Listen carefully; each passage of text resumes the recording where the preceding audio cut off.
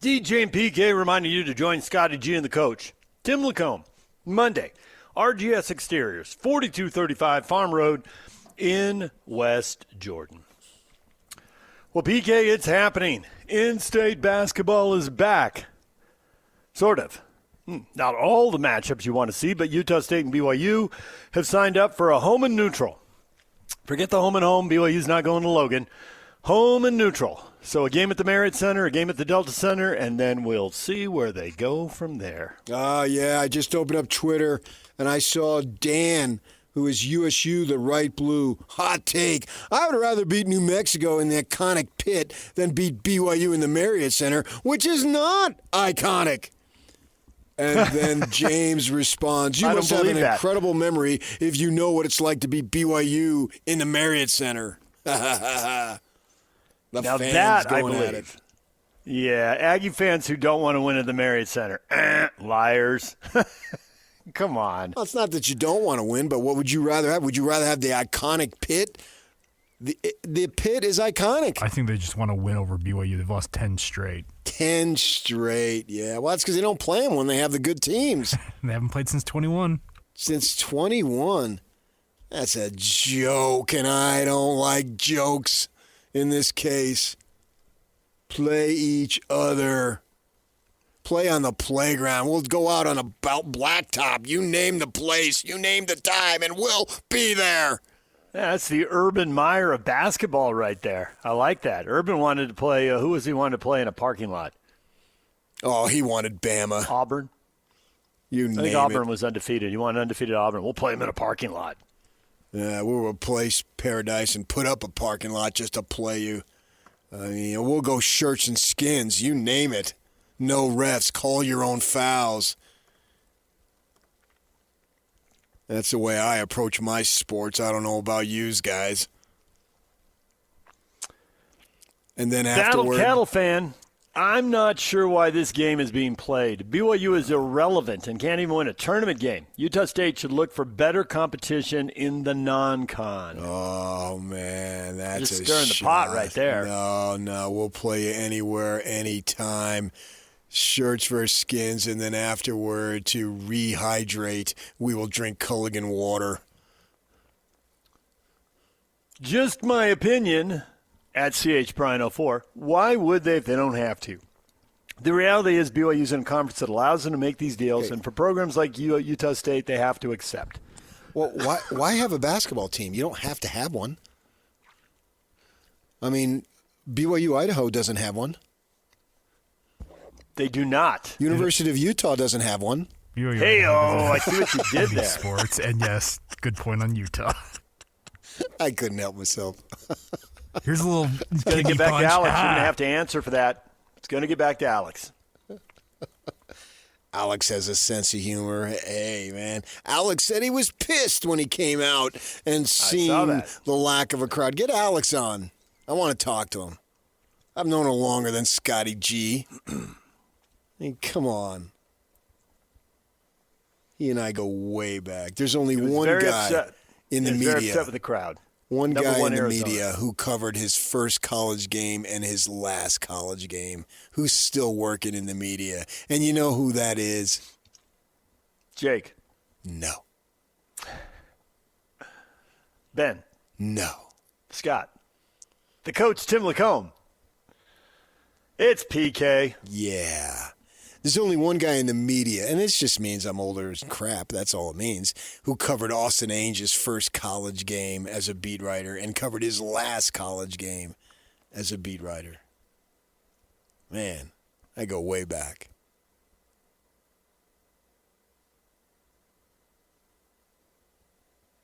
So would you, if you were at Utah State, would you really have turned down that deal because you didn't get a home game? Would you have said 2 at the Delta Center or one Marriott Center, 1 Logan? But no mix and match on this. We go to you and you go to a neutral site. You've heard about the Italian Alzheimer's, haven't you? You know what that is? No. You forget everything but a grudge.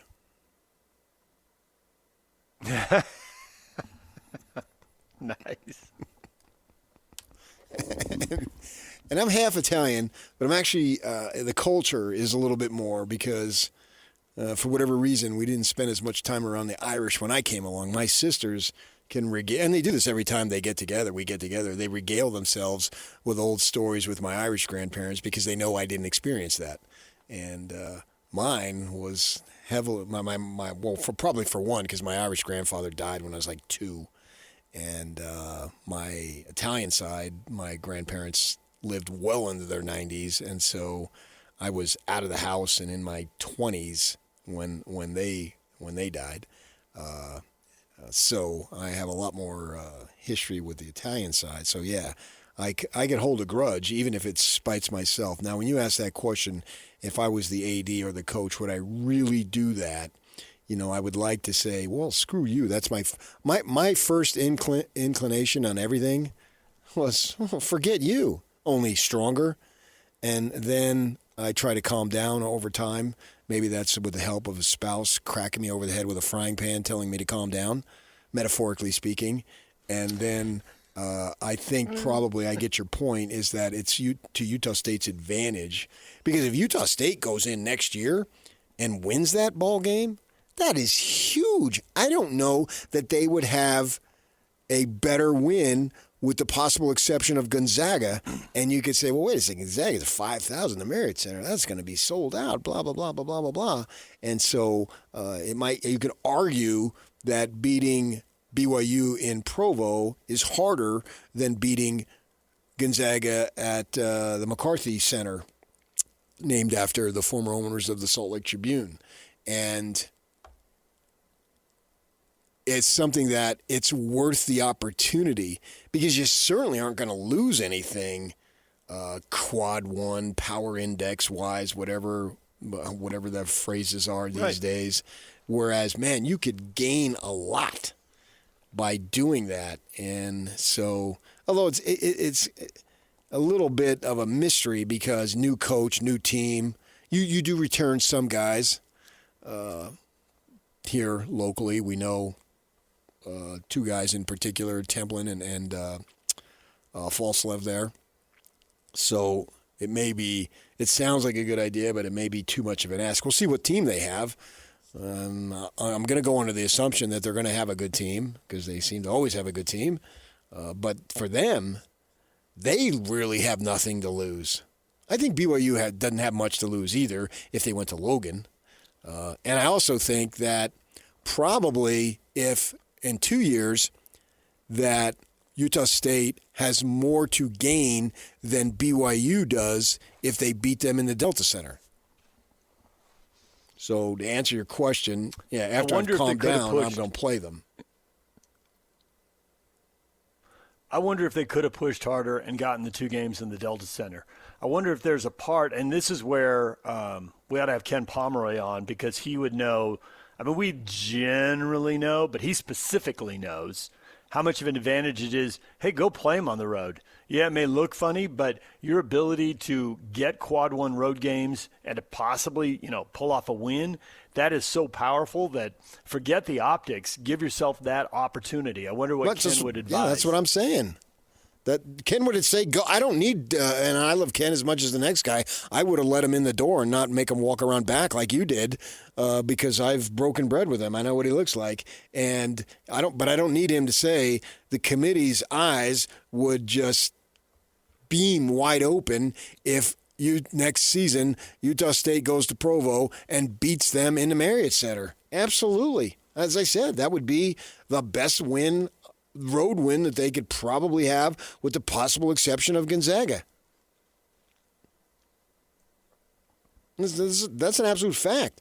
So Utah State has everything to gain and really doesn't have a whole lot to lose. I also think, flip-wise, if BYU went to Logan and lost, it would not be a crushing blow. The thing about it is, when you're in the Big 12, unless you suffer a quad 4, multiple losses, virtually any loss in the non-conference, you have the opportunity to not only make it up, but make people forget about it because that's what the Big 12 offers you. So from that perspective, they've got nothing to lose by going to Logan. I mean, the crowd would be amped, and maybe they don't want to put up with the crap that you're going to get. I don't know, you're going to get bleeped to Mormons, but you're going to get a lot of obscenities and an aggressive fan behavior probably and comments. But stick it on a Tuesday night or something, not on a Saturday where the kids got all day to get lathered up, whether they're participating in alcohol or not, but just to be amped up maybe is a better word. So if it's that big of a concern. But I'll take what I can get. If I can get one in Provo and one in Salt Lake, so be it. And as fans, we take what we could get, but it'd be good to see Utah playing Utah State. It'd be good to see Weber State getting to play all these teams again. I totally agree. I do wonder how much with NIL, the gap, and how competitive the Big Sky can be with the Big 12. That is the one thing. Well, who cares there's about all that? This history and tradition and local. You don't care about the Cal Baptist and UC Riverside? Those are 40-point games too. To your point, yep. If you're gonna have a 40-point game, at least have it with Weber. Right. Yeah. That's the way I look at it. So yeah, there you go.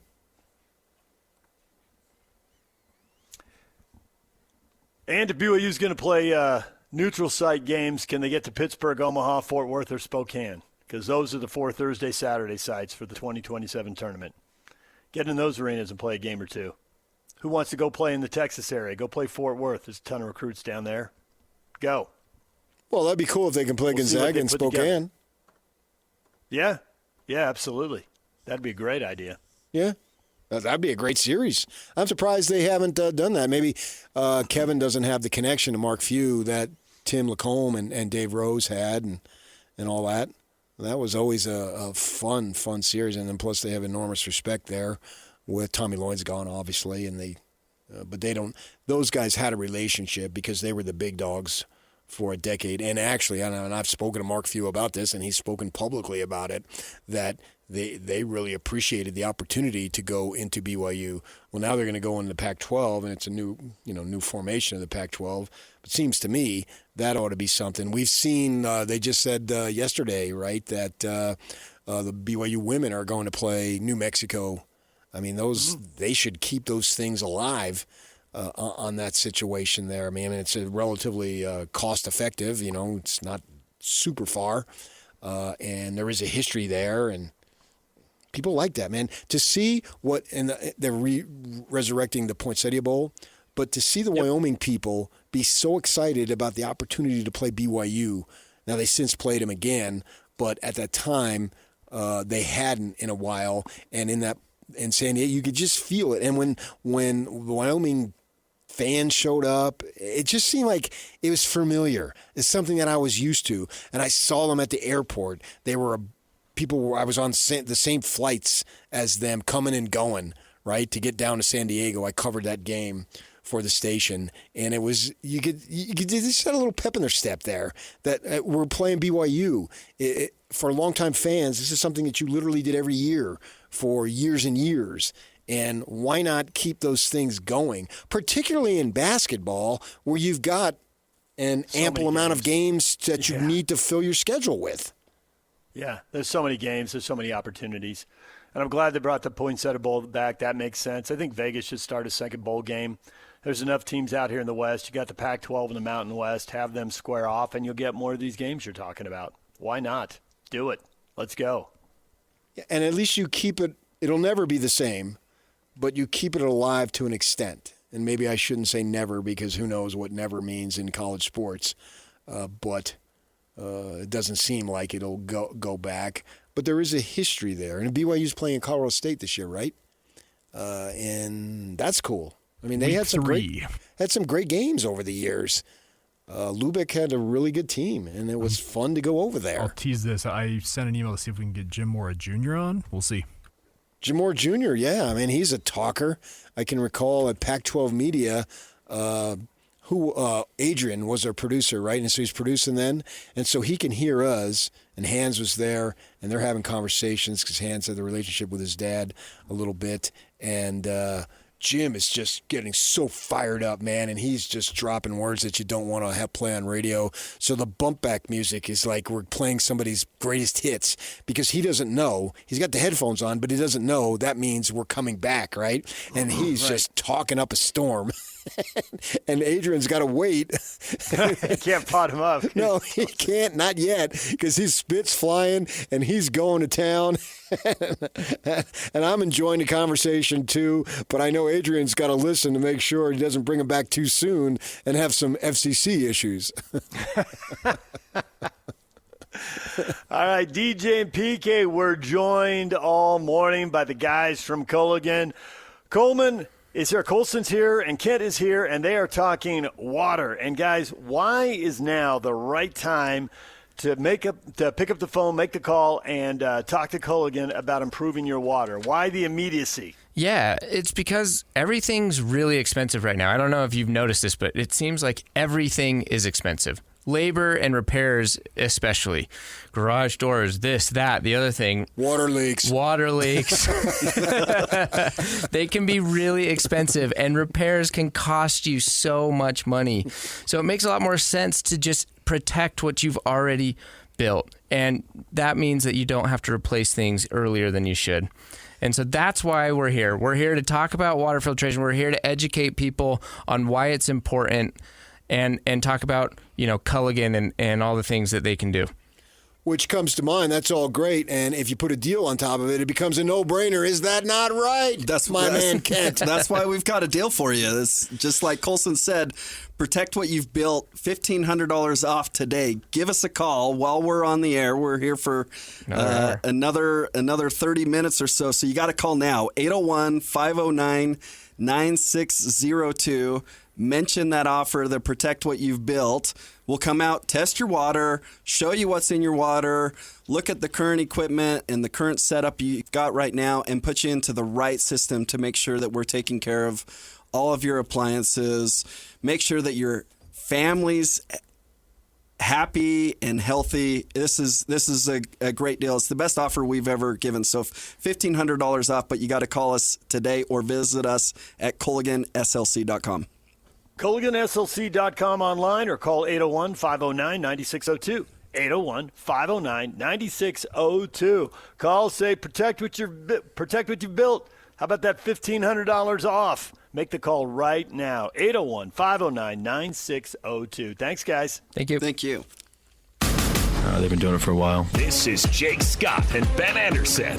Contributor for NBA.com and HHQ Sports. She is Kristen Peak with us here on Jake and Ben. Give me a sense of how this draft stacks up against last year. I think this draft is different. I do think AJ Devonta is going to be the first one off the board. But then when you are 2, 3, and 4, and you're looking at either Darren Peterson, Cameron Boozer, or Caleb Wilson, you cannot go wrong. I don't care what sort of situation you're in. If you get one of those 4 players in this year's draft, that is a win. I don't care. You cannot convince me otherwise. And then 5 through 11, I'm calling it the point guard lottery because there are so many lead guards. Lead guards are really hard to come by, especially in a one-and-done sort of situation. So if you are looking for a lead guard, 8 is a perfectly fine place to find one. Catch Jake and Ben afternoons from 2 to 6 on 97.5, the KSL Sports Zone. DJ PK, we're joined once again by Michael Lev, columnist for the Arizona Daily Star. Our spring football tour continues with the Arizona Wildcats. Michael, good morning. Good morning. How are you guys? Great. We're doing well. The Wildcats 6-3 in Big 12 conference play last year. That was a big bounce back. We know things change quickly for better and worse with NIL. The arrow's up. Does it continue up this year? What is the vibe? What is the thinking as they come out of spring football here? I think the arrow at the very least kind of stays steady. It would be hard to top last season, although there are some people within the building who do believe that that's possible. The biggest reasons for optimism, I would say, are, of course, things went well last year. As you mentioned, it was a positive turnaround after a very rough first season for Brent Brennan. They retained all of their coordinators, which is a big deal in modern-day football. to have that kind of continuity. And they bring back their really, really good quarterback. So that's just kind of a very solid foundation upon which to build. Yeah, if Fafita was 6'4", the NFL will be all over him, but he's short. But nevertheless, I think he's an excellent quarterback at the college level, and plus he's got all sorts of experience working college. He's been starting basically for, it seemed like 10 years, not just 2 or 3 or 4. And having the continuity with the coaches when he didn't have it early on is something that's a big deal. As I look at the skill positions, running back, they lost a couple of guys, and Riscano, who I think is viewed as certainly he's the leading rusher, returning just under 400 yards. Quincy Craig, both those guys didn't play a whole lot in spring, if at all. You're high on a kid named Wesley Yarborough, who is 5'10", 210-pound tank. Tell us why you're high on him, because if he's good, combined with the other two guys, they got some depth there at that position. Yeah, they should be in pretty good shape at running back.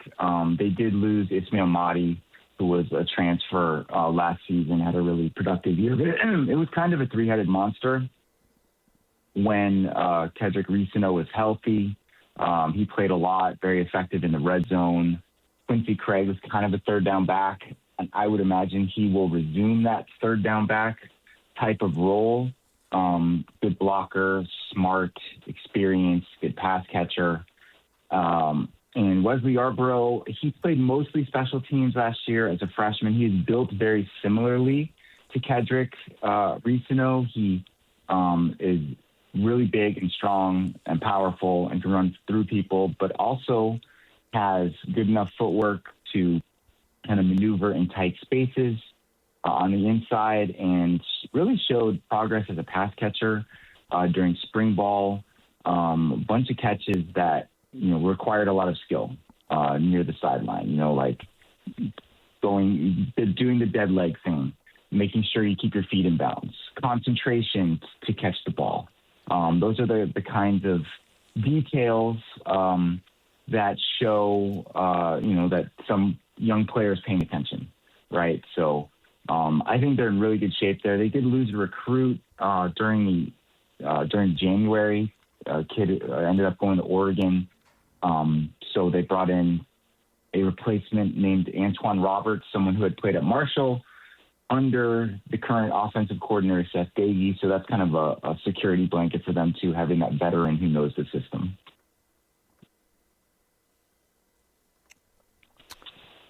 The transfer portal is such a big deal. Single biggest get. It doesn't seem like, reading up on this, like there's one guy people really agree on. Rodney Gallagher, people seem to be high on him, although his stats were modest at West Virginia. Maybe that's why he left, though. And then there's a USC transfer at safety everybody's talking about, and Matai Togai. Where's the biggest plus in the transfer portal? First of all, I think as a group, the defensive backs are the ones to watch here. If you include Tagovailoa, who they actually moved from linebacker to safety, I believe it's 8 defensive backs that were brought in through the portal. So they really, they knew they were losing a lot. They had 4 players out of last year's starting secondary drafted, which is unprecedented for Arizona. And it was a reflection of how good they were as a pass defense last year. I mean, among the best in the nation, literally top 5 in several categories.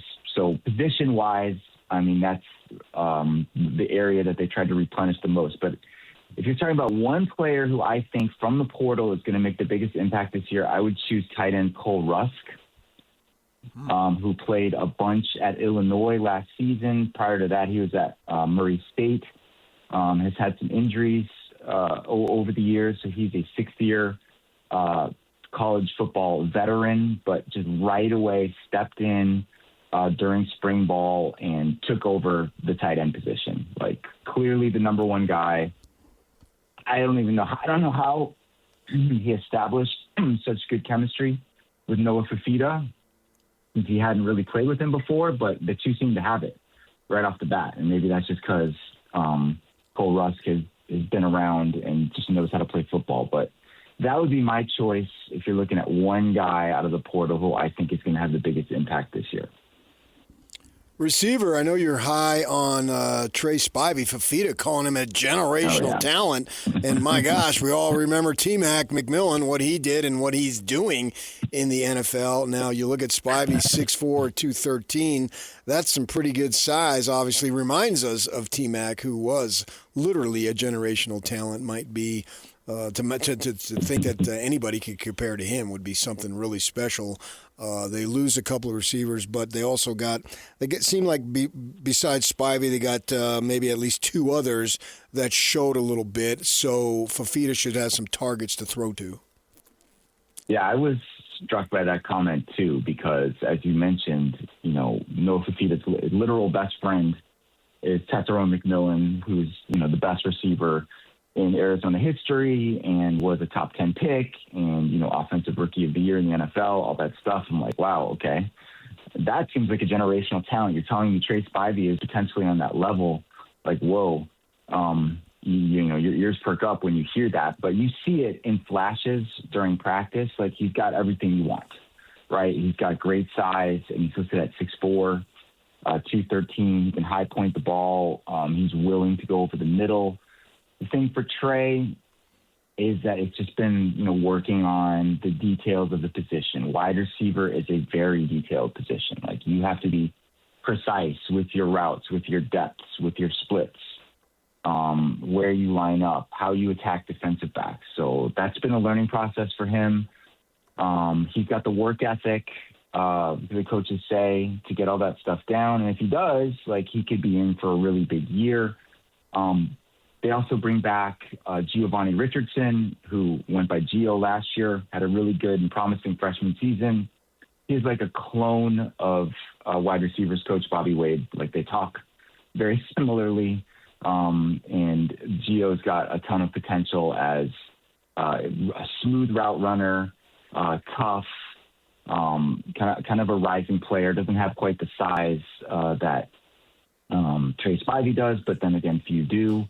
And then I would say another returning player to keep an eye on that receiving core is Chris Hunter. Kind of an up and down year a little bit last year. Had some issues with drops, but he had a really good offseason. And they say that his performance in practice really reflected that. He might have had some injury issues that he was dealing with a year ago and seemed really fresh and fit during spring ball. So those are the main guys. And they, of course, brought in handful of transfers too, but I would kind of expect those three returnees to be the main trio. It's tricky in these big leagues where everybody doesn't play everybody. Who do you miss? And so it can kind of skew the stats. Texas Tech obviously had the best defense in the league last year. And then it's BYU, Utah, and Arizona. Those three separated by just 4 points. And Arizona's bringing back 6 of the front 7 are pretty experienced. So are there really high hopes there? Are there any holes in that group, or should that really be the anchor for this team? Yeah, I mean, it kind of feels like it's flipped from last year, right? As mentioned, the secondary was truly outstanding a year ago. They had the big three with Traden Stukes, Dalton Johnson, and Genesis Smith, who were all taken in the first 5 rounds of the draft this past year, and were the main reason that their pass defense was so good. Now you've got some question marks in the secondary, bunch of newcomers coming in. How are they going to fit? How are they going to gel together? Meanwhile, you have Tay Brown and Chase Kennedy. Chase Kennedy, who I'm sure you guys are familiar with from his Utah days, anchoring the linebacking core. They brought in Everett Lusaw and Cooper Blomstrom to kind of be outside backers. They will sometimes go to a 2-4-5 look. They'll play 3-3-5. They'll play 4-2-5. A lot of variety and different looks in that front. You kind of never know where the pressure is coming from, who's going to rush, who's going to drop. Lusaw was something of a pleasant surprise during spring. He had big credentials coming in from Memphis, but seemed to be a better all-around player than even the coaches thought he would be. Brown and Kennedy, I think, are emerging leaders on this team and on this defense. They were much more vocal during spring than I had ever observed before.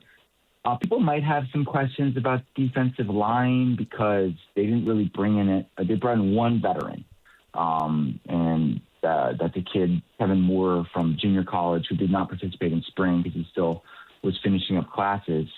So they're relying on returners, number one, and they've got some really good returners. They were fortunate to get Trey Smith back for another year after he got hurt last year.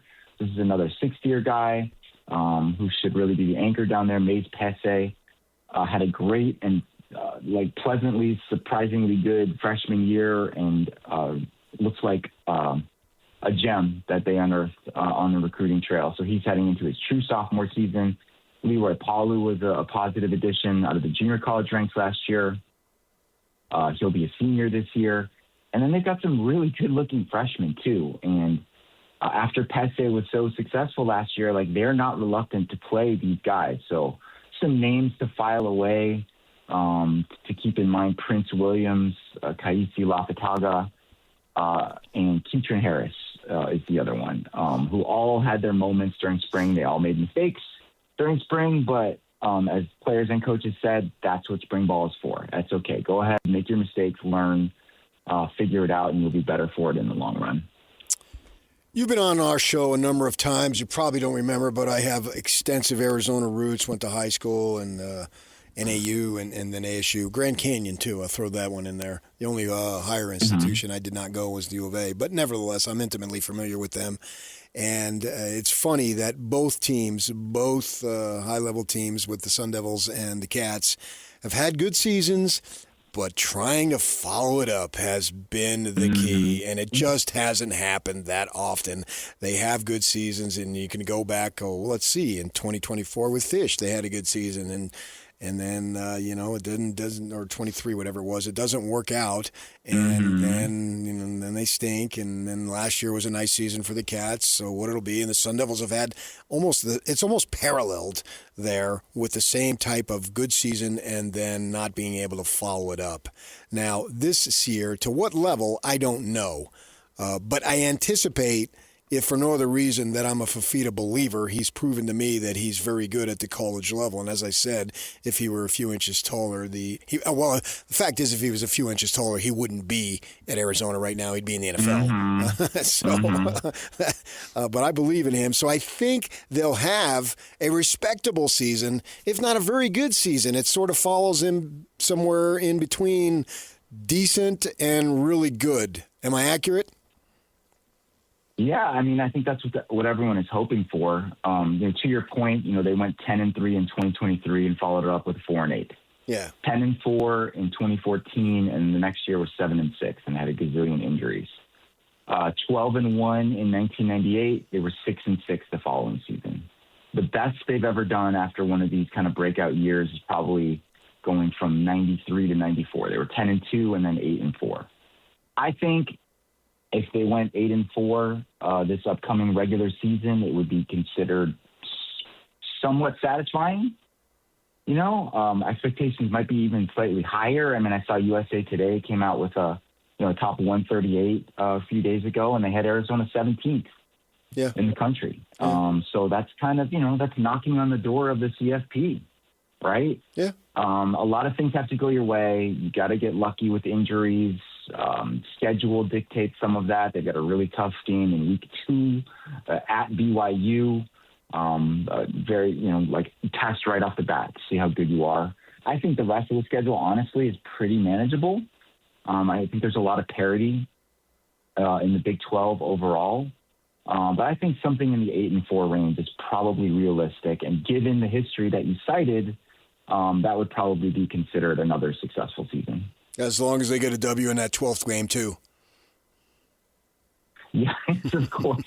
Of course. That shapes the entire perspective of the season. And, fun fact, 100th Territorial Cup this year. Oh, is it? So kind of a big deal, this particular Arizona ASU game on Saturday, November 28th.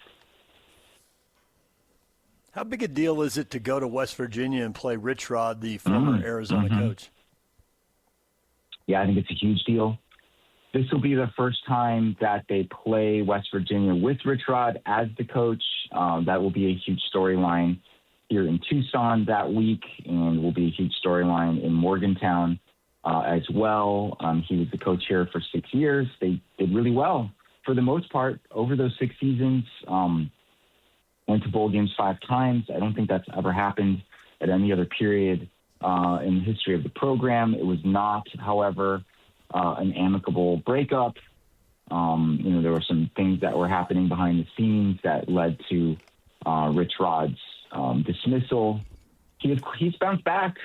Got to give him a lot of credit. Like, he reinvented himself to a degree. He coached at the lower levels, took lesser jobs, worked his way back up into the position that he's in now.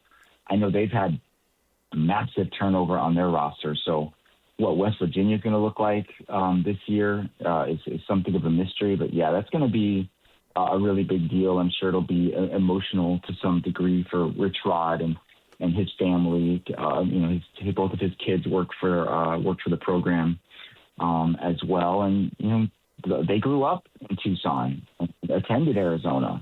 His kids did. So definitely one of the dates to circle on the calendar when you look at the schedule this year. Just make sure Brennan keeps his shirt on there in Tucson in the offices, and he'll be fine. He hasn't gone there yet, but I've seen that in the past, and he's been like more relaxed and comfortable and kind of feeling, like he can be himself, like over the past year, but compared to the first year. So I wouldn't put anything past him. Well, Michael, we appreciate a few minutes. Thanks for joining us and walking us through Arizona and the spring football tour. Okay, thank you guys. Anytime. All right. Arizona Wildcats at BYU Saturday, September 12th, and the Utes go to Arizona November 14th. That's the right time for a road trip to Arizona, right? Oh, yeah, absolutely. 100%. Yes, it'll be probably in the 70s that day. Yeah, great. Yeah, get 75 instead of 95. Yeah. Oh, yeah, it's a big difference once you get into November. That's when you finally can break from summer. All right, DJ and PK, your feedback is coming up next. Stay with us right here on The Zone. DJ and PK, it is time for your feedback. What have you got to say about today's show? Brought to you by Half Price Granite. Transform your outdated kitchen with Half Price Granite. $25 per square foot installed. Visit halfpricegranite.com. Question of the morning. BYU and Utah State. They're going at it. They're going head-to-head, PK. Twice in 2 years. But they're not going to Logan. Why not? So many of these cheap shots. BYU fans, who would want to go to Logan? Do BYU fans realize there are a lot of BYU fans living in Logan? It seems like a shot at your own there, doesn't it? Well, yeah, there's always collateral damage, though. That's what you get in these battles. Collateral damage. Nice. We had the Battle Cattle fan saying, I'm not sure why this game is being played. BYU's irrelevant and can't even win a tournament game. Utah State should look for better competition in the non-con. To which Cougar fan Ryan comes back with, you do realize BYU won as many tournament games last year alone as Utah State has in the last 25 years, right? Congrats on your one-and-then-done season. Well, I actually think if Utah State can have an opportunity to go into virtually any Big 12 road venue and win, that is something that they can tout as, A, we were willing to play it, we didn't take the easy way out, and then B, we beat them. And that would be going a long way, because what did Jared Calhoun complain about? He claims that, well, once we got a 9 seed, I knew that basically I had to leave. Now, I think that that's, somewhat slanted, because that's saying, well, if you got a 6 or 7, you would have stayed. No, you were always going to go to Cincinnati, and that's a home for you, and none of us begrudge the fact. But the point is that they had a really good season last year, and they still only got a 9 seed, right? Ways to get better in that is to go into a Big 12 venue and win a non-conference game. So this gives them an opportunity to get better than a 9 seed should they put together another outstanding regular season combined with a conference tournament like they did last year and have a better than a 9 seed. I get his point. You don't want to be facing the 1 seed in the second round. The other question was about rooting for the Timberwolves since they have 4 ex-Jazz guys, including Gobert. And CT Elephant says, yes, I'm rooting for the Wolves, and if they meet the Cavs, it would be epic. Donovan and Rudy head-to-head in the NBA Finals. I don't think we'll get it, but that would be epic. I don't think we would get it either, but if we're looking for the best storylines in the state of Utah, that's got to be right at the top. There is no question about that. Yep. The fact is, if we're conducting a contest of who do you favor more, Rudy or Donovan, Rudy's going to win that. Going away, right? That's going to be like Hey, we're Ronald, joined this morning by Kent and Colson. Go ahead. Kent and Colson are here from Culligan. And, guys, for people who haven't heard us all morning, explain one more time what Culligan does and what your system will fix. Yeah, most people don't realize what their water's doing until something breaks, right? So if you've ever questioned, like, what is this white crusty stuff? Or why does my water not taste very good? Then please give Culligan a call. We are water treatment experts. We've been around for 90 years. We have industry-leading products. We have the best technology in the water filtration industry. We can have leak detectors put in. We can have salt monitoring services. We can deliver the salt. And we've built an ecosystem around all of our products that really support it. So if there's ever an issue, it's not just the simple, hey, well, you need to replace this. It's, we have water softeners and drinking water systems that have been out for 25, 30 years, and they still work. And it's because Culligan stands behind their products and services. So if you've ever wondered, what's in my water, you need to give Culligan a call. And Ken, you want him to call right now, literally. Yeah, absolutely. Call 801-509-9602. Take advantage of this free in-home water test that we've been talking about. And that makes you eligible to get this Protect What You've Built offer for $1,500 off this whole system.